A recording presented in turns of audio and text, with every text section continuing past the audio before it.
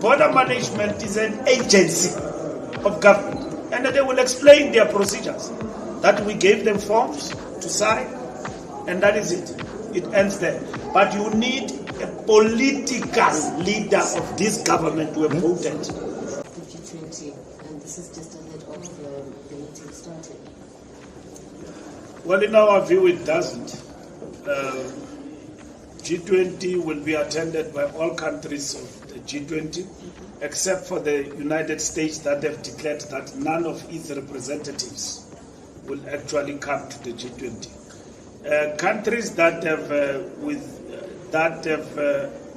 in terms of their heads of state, that have indicated their non-attendance, from the reports that we have received, just like you, from our government and so on, is that these people have not withdrawn from participation.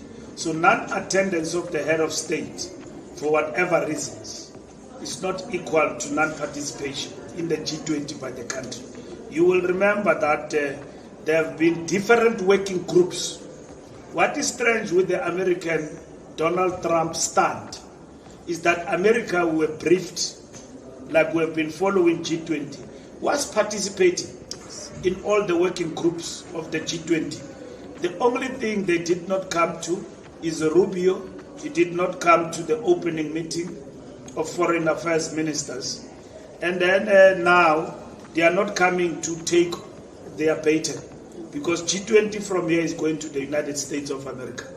But in between that, we have been briefed that officials of the United States have been participating in the different working groups.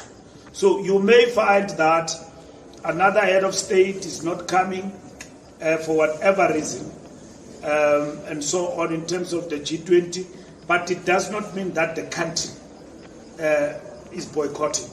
But equally, we will urge our government to communicate fiercely against propaganda and the misinterpretation of some of this non-attendance by heads of state, so that we close the gap of misinformation in this particular regard and explain G20 as the host for what it is. So many things are happening in the country and non-attendance. I've not heard a single voice of the South African government saying why these things are happening. No consistent communication. Our government is not communicating. They are treating things like it's business as usual. And yet we are hosting a G20. ANC as a civil society and a liberation movement that appreciate the coming of G20 is very much concerned about the lax and non-communication of our government on an important occasion as this one. Because that president of Argentina, the day he decided he's not coming, and then the other one from Mexico, and all of that, and probably the other one, and the other one, they need to explain. I'm not government. I speak for the ANC. And from where we are standing, G20 is continuing, and it's going to be a great success. The communicator of government cannot only be the president. What's happening to GCIS? Why are they not informing South Africa about G20? Such an important economic impact-driven global event that is putting Africa on the map, hosted by South Africa. So from the ANC side, we will urge government to speak regularly on the developments around G20. Probably they will say they speak. The last time I saw government speaking was yesterday. Kumbuzo talking about cabinet. But cabinet sits every fortnight. We are in G20. G20, we must get briefings weekly. We are ready security-wise, everything. We are capable, we know, as a country. Our agencies and everybody else, we're looking forward to a successful event. And government must communicate. And that is what we will emphasize. All right. Here's my last question, and I appreciate you have to go, Mr. Mbalula. In relation to the people who arrive from Palestine, and my understanding is that they were not the first group to arrive in the country. And to some extent, there are fears that we may actually just see an influx, given the state of the genocide in the country. Is that a matter, knowing your position as the ANC, that you support the people of Palestine, our government too? The fears that people have, that perhaps we might just have an influx, how should South Africans navigate that possibility that we may actually see more Palestinians coming to our shores? Again, another challenge of communication on the part of our government. I've never seen a minister, deputy minister, explaining what happened last night with the Palestinians. I saw NGOs, gift of the givers.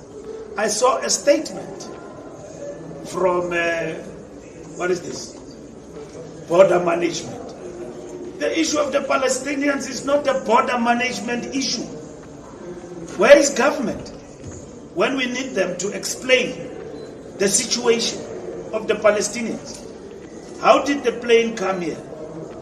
How did it land? What happened? How do I explain that? As the ANC, obviously, we will want Palestinians coming to our country to be given political asylum status, which our country, as a signatory to the Geneva Convention, is obliged to do that. But the circumstances around the whole matter need a minister of government. I think you will agree. You are South Africans. You want government to explain that there is a group of people, 130, arriving at OR Town. The Palestinians and all of that, how were they processed, what happened? Border management is an agency of government, and they will explain their procedures. That we gave them forms to sign, and that is it. It ends there. But you need a political leader of this government who have voted.